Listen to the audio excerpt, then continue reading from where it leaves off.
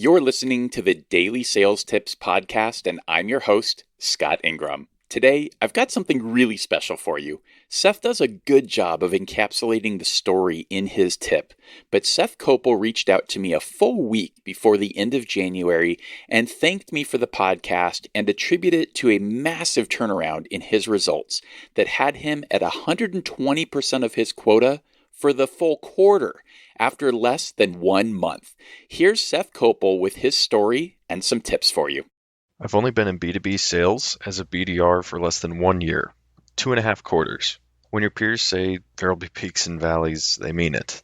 I mean, my first quarter was average. I got 90% of quota. My second quarter was a wash. I achieved only 10% of quota. I was at the point of almost looking for other jobs. It was that bad. But I talked with my training manager and I listened to the Daily Sales Tips podcast every day for 30 minutes at least and started making changes. At Safety Skills, my prospects consist of safety professionals who, if you know anything about them, they're the busiest, most no-nonsense prospects out there. Just absolutely don't have time to talk on the phone or respond to an email longer than a sentence.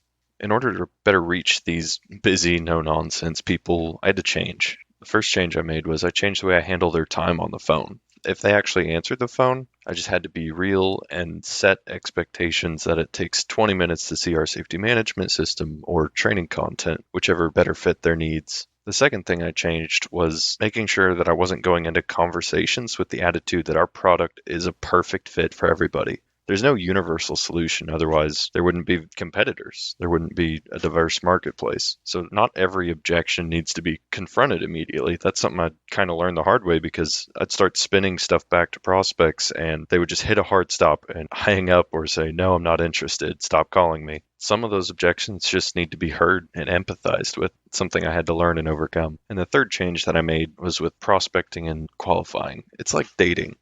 You have to know when to speed things up or slow them down. Some of my prospects love the idea of what we do and think that we do have the perfect solution for them and want to jump right into that screen share demo. Those are my low-hanging fruit. It's super easy to talk to them.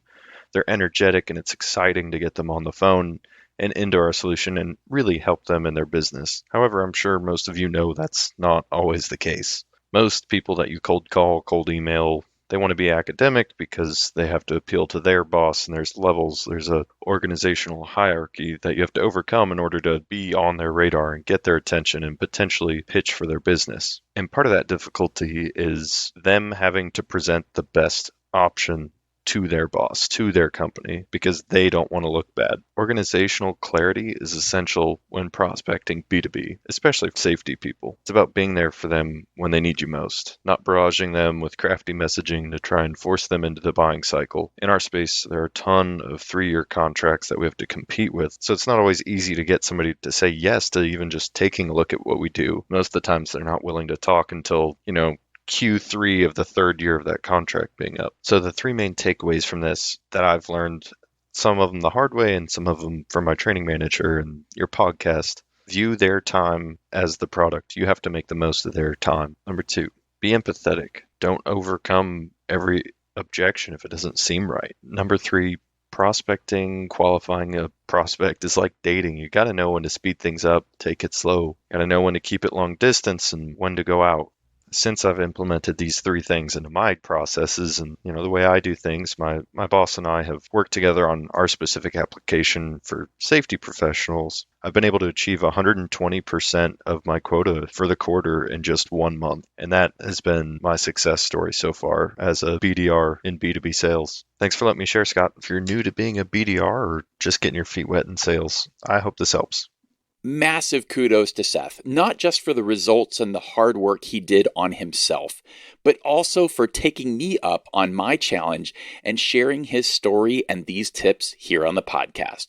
If this is you, if you've found something that's really working for you, share it. Don't keep it a secret. Make your own contribution to the sales success community. You'll find a link with instructions on how to submit your own tip, as well as a transcript of Seth's tip and links to connect with him at dailysales.tips/382. Once you've done that, be sure to come back tomorrow for another great sales tip. Thanks for listening.